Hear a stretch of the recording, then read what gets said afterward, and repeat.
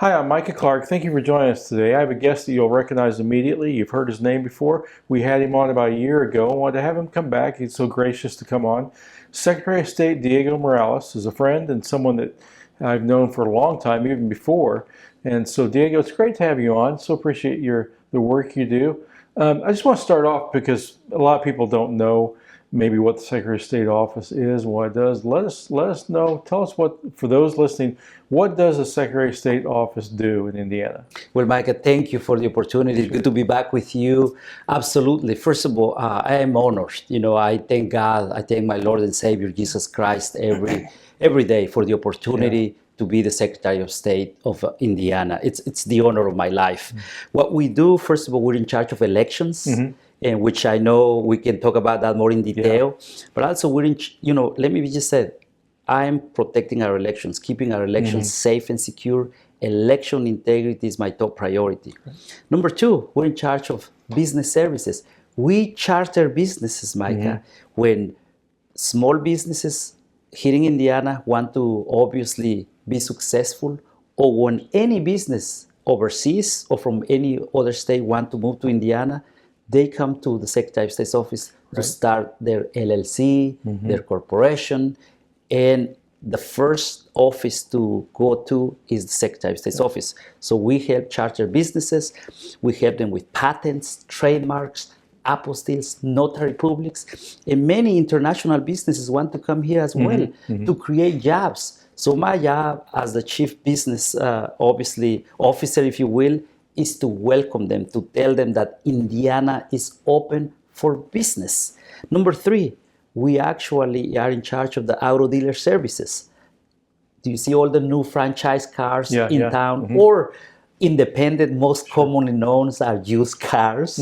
We regulate that industry, including manufacturing. We have a few auto manufacturing plants here in Indiana. We have GM, General Motors, Honda, Subaru, Toyota, which I have visited all of them. So those are the responsibilities that we do in the Secretary of State's office. But then we go back to my top priority, which is elections, as I am the chief election officer. Many times people think all you do is elections all day long. Well, absolutely, that's actually my top priority. But I have other responsibilities. Again, business services, auto dealers, securities, and so forth. So I'm proud to tell you that we are being very busy in the State House, taking care of our constituents here in Indiana.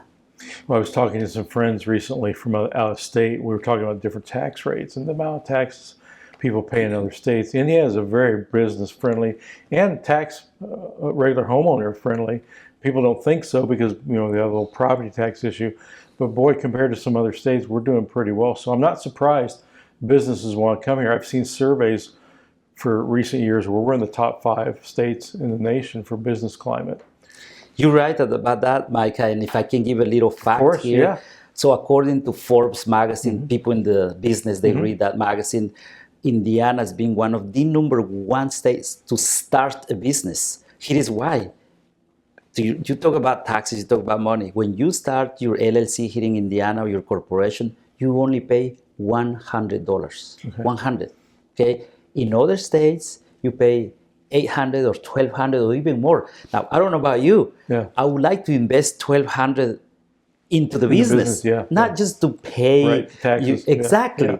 So that's why people are coming to Indiana, and we, the Secretary of State's office, are part of it. And I'm proud to do that because, when I went to the Secretary of State's office, when I got elected, I said, I'm going there with a big, beautiful vision. I said, like President Trump uses all of that. So with a big, beautiful vision to build something, to create something, to let the world know that Indiana is open for business because it's part of my responsibility. So that's what I'm trying to do. And I believe that God has given me some skills and talents. I speak several other languages. I serve in the U.S. Army.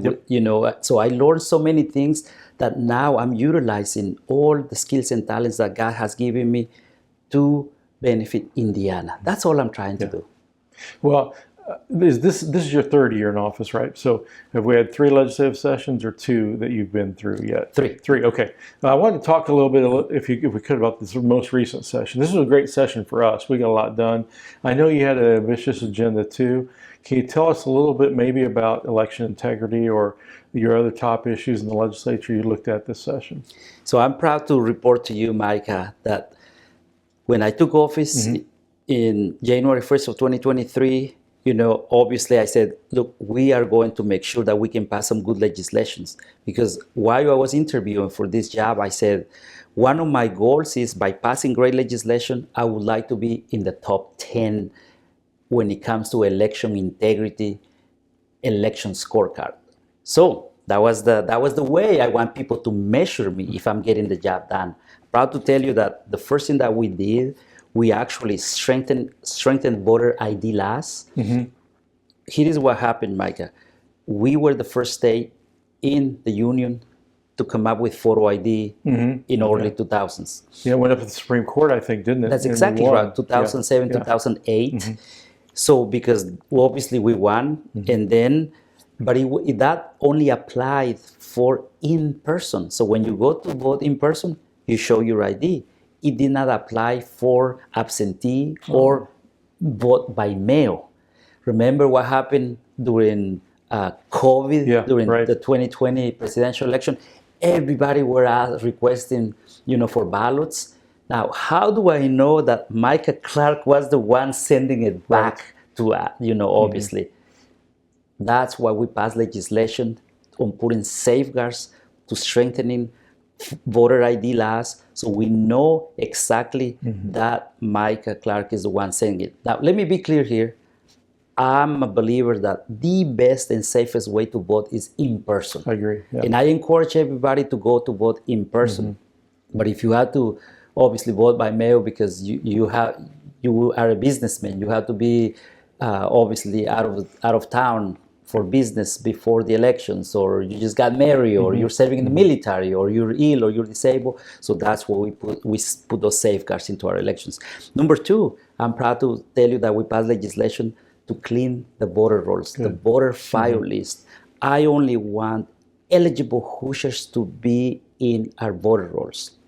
Number 3, we passed legislation, Micah, to come up with campaign finance. And this is a little touchy subject, if you will, because we, as a Republican, because, I got to say that. Sure, yeah.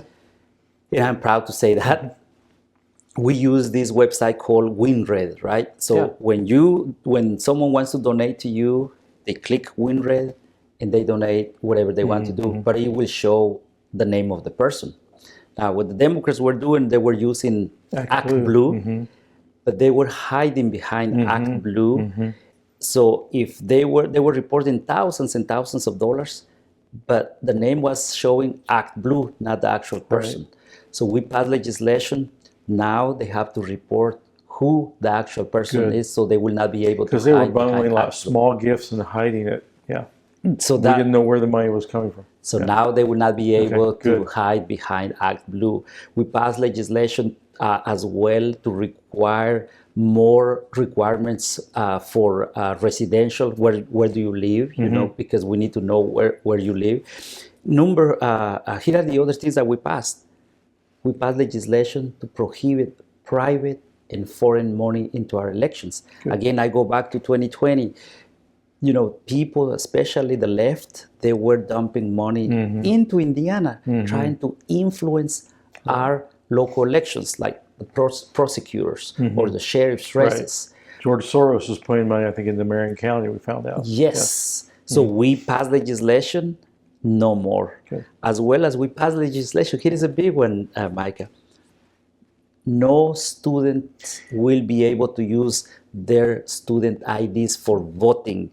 Before, they were trying to, and it was a lot of problems. Look, we have great universities here. I saw the testimony on that bill. I watched that. It was fascinating because you had students, and I'll assume they were meaning well, but they caught up and said, I live in Wisconsin, or I live in Missouri, and I'm doing voter drives, and I'm voting in Indiana. I mean, they flat out said it. And I have kind of a problem with a student going to, say, Bloomington, who may live in South Bend, and voting in Bloomington, they don't know the local candidates usually. They should be voting back home, absentee. That's we passed the last for absentee, but also we have many out-of-state students. Yes. From Michigan, from Ohio, Kentucky, or And some of them, it sounded like from the testimony committee, were voting in Indiana. So what we said, it's okay. We cannot prevent the youth to vote. Right. Just claim Indiana residency, and we get you a free Indiana ID. That's all it was, because they were still upset. Yes, but you can get a free Indiana ID. But that's all. We have many foreign students into our universities here in Indiana. How do I know if those students will not try to go and vote? No one can assure me of that. So we passed legislation. Yes. The other one that we passed, Micah, is now if you want to run for, we supported this. If you want to run for school board, you have to declare your party. Yes. You have to say, I'm this party, I'm that party. Yeah. Then people deserve to know where you stand on those issues. Now, the other one that we did, we passed legislation to audit our elections. Like we introduced procedural audits, basically to see the whole process from beginning to the end. We do post-election audits. That's great, don't get me wrong. But I told my team, we need to do from beginning to the end because I need to give our fellow Hoosiers that peace of mind that their vote was counted. With all of this, and by the way, here is the big one. Just last week, we signed a memorandum of agreement with the Department of Homeland Security, and obviously because Friday was 4th of July and everything. I have my cell phone because I pulled the story up this morning. Tell us about that, because they're trying to make sure people who are registered to vote are actually citizens. Is that what that is? So here is exactly what we did, because we want to make sure that non-citizens will not be in our voter rolls. Right. We need to make sure. Now, here is why, this is what I tell folks, that I'm the Secretary of State for such a time as this, just like in the book of Esther says. I'm a naturalized citizen, Micah. I earned my citizenship. I went through the whole process. I paid thousands of dollars. I started to take a test. I waited back on the line. So it took me so many years. And I am an American by choice, but I did the right way, the legal way, respecting our Constitution, respecting the rule of law. So now that is why I am really fighting that only U.S. citizens should be able to vote in Indiana and in America. Now, here is this law, is that we signed this agreement because we are going to compare our lists with the SAVE Act that they have, so we can make sure that only eligible U.S. citizens should be able to do. Here is why. We find out actually, Mike, in couple counties here, some non-citizens were registered to vote. Do you know when college, universities, and students, they do voter registration drives? Right. But then they were registering non-citizens. One of these students actually came up to us and said, can you help me? Because all of a sudden, I'm in the voter rolls. He said, I'm not a U.S. citizen, so I need to be taking off that. So it's happening in Indiana, and my job is to make sure that only U.S. citizens are in our voter rolls, and they're supposed to be voting here. And that's what I'm proud to say, that working with the Trump administration, listen, I've been trying to do this for the past 2 years with the Biden administration. We never heard anything, no word, no nothing. Now, with the Trump administration, we have a great relationship. I was just in the White House a few weeks back. I was invited to be with him to see him sign one of his executive orders and brief the White House about, obviously, what we're doing here in elections. So I'm proud to tell you that we have signed this memorandum of agreement specifically to make sure that only eligible. Look, listen, I want everyone to be part of the election process, but they have to do it the right way. They have to be eligible, they have to be U.S. citizens, and they have to show their ID. With all what I just shared with you, Micah, I tell some of my critics that perhaps they may or may not like me, but I tell them, whether you like me or not, I'm getting the job Yeah. done. Here is why. According to the Heritage Foundation, now Indiana is in the top 10. We have never been in the top 10, and I invite you and your audience Sure. to go to the Heritage Foundation Good group. election scorecard, and they can see that now we're in the top 10. So promises made, promises kept. Look, I don't have to be likable. In fact, I've told people. You are likable. I've known you for years. Well, there are a few that perhaps Even your know that. critics will say you're likable. Yeah. But they cannot deny that I'm getting the job Yeah. done. I said I'm going to be the protector of our elections. Here are the proof. And so I am proud to tell you, Micah, that we're protecting our elections. We are getting the job done. And obviously, I have announced my re-election for Sure. Secretary of Yeah. State. And, I'm going to, my job is to earn every single delegate support at the state convention next year on June 20th in Fort Wayne. And, I hope that if the Lord give me the opportunity to be there for 4 more years, hopefully by earning delegate support, I will be able not to be just in the top 10, hopefully to get us closer to be number one. You call me crazy, I want to be number one. Well, and people who push back on that may say, well, we don't have that much fraud, or maybe you'll find one here or there. But, you and I have a mutual friend. You may remember Jim Adderholt from Penn State. He was Mike's chief of staff for a while after Bill Smith, and I've known Jim for a long time. He ran for state rep one time and lost his reelection by 7 votes, as I recall. And there's others like that. So it doesn't take a lot of votes in certain races to shift something. The other thing is, even 1 or 2 false votes cancels out you and me. That's right. So anytime there's fraud, it cancels somebody's vote out. But there are elections every cycle where it's very close, and fraud could play a role in a local race where someone wins by 10 votes. And that is why we're passing great legislation specifically when it comes to elections. But as I said earlier, I have other responsibilities: business services, auto dealers, securities. You know what?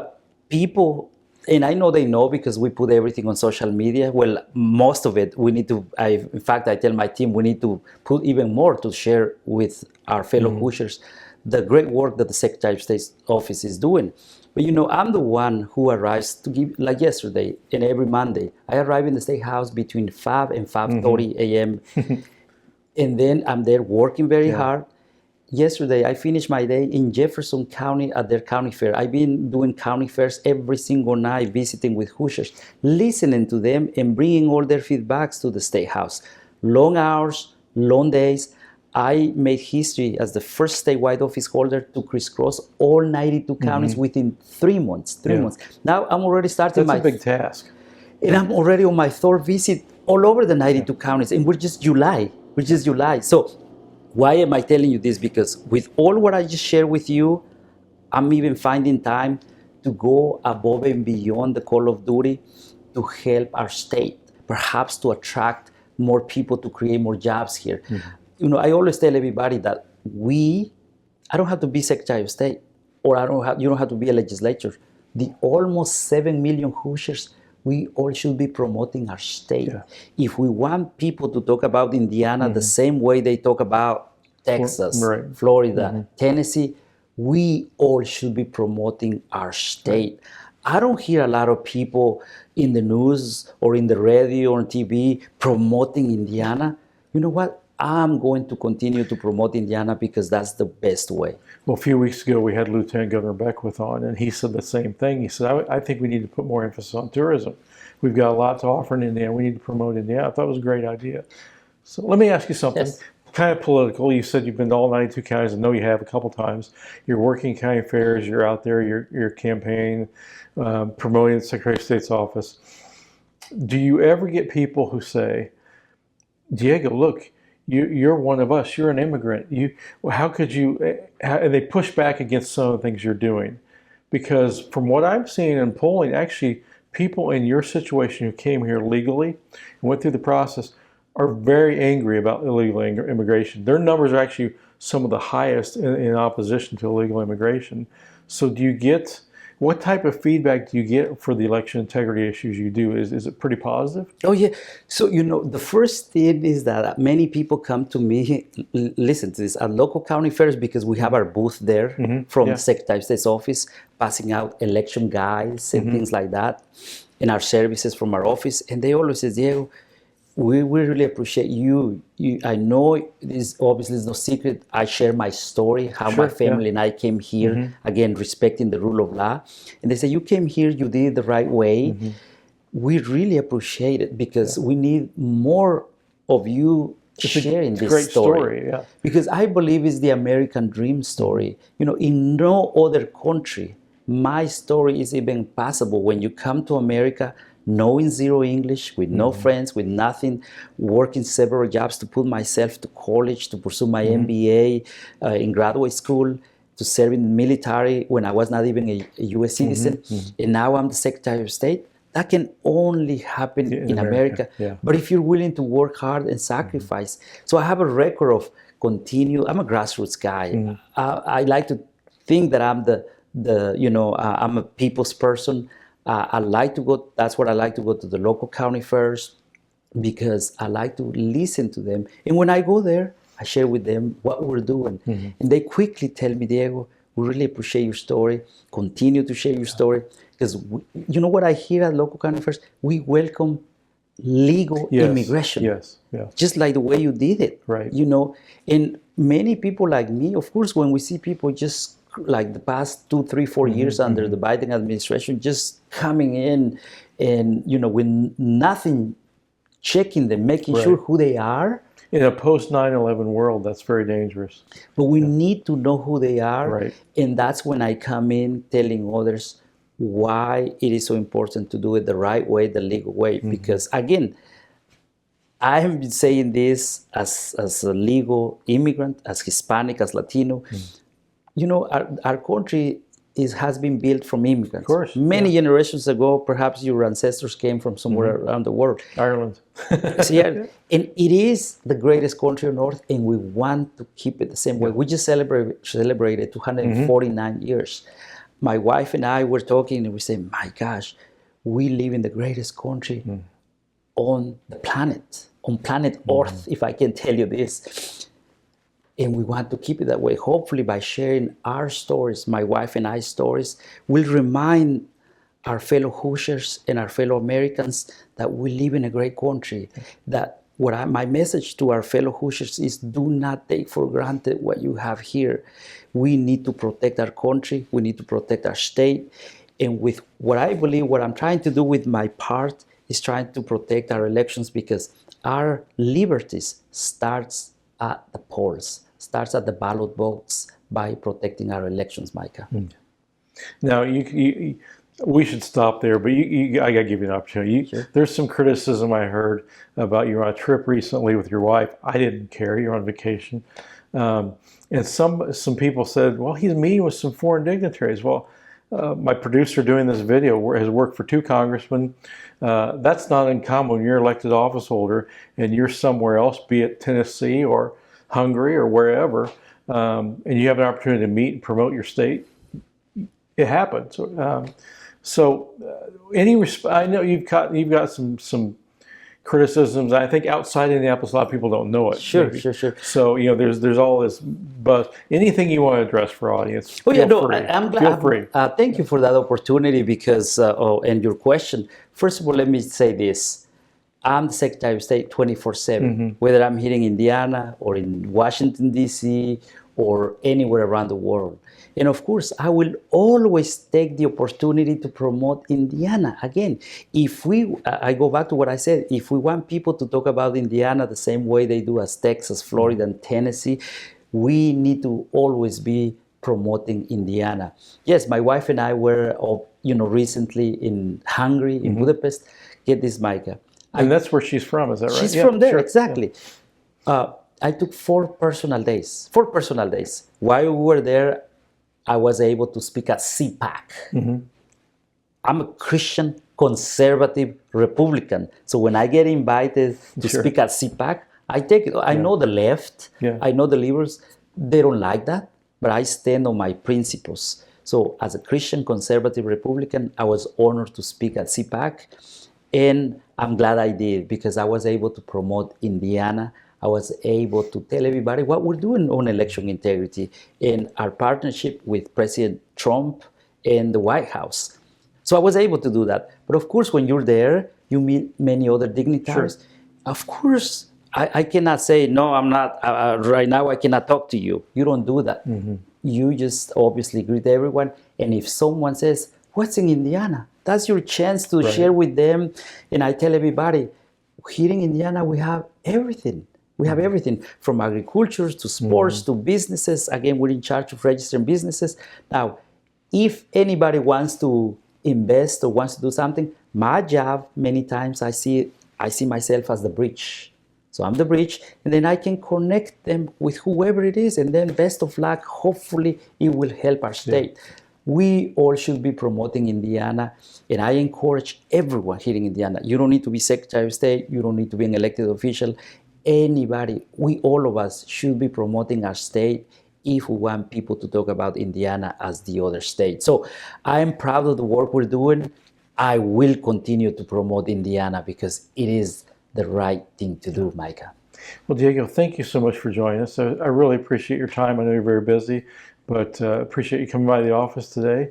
And I hope you enjoyed that. I hope that tells you a little bit more about what the Secretary of State does, in particular what Diego has done on election integrity and other things that we discussed today. So I appreciate you joining us. I hope you have a wonderful weekend. I'm Micah Clark with American Family Association.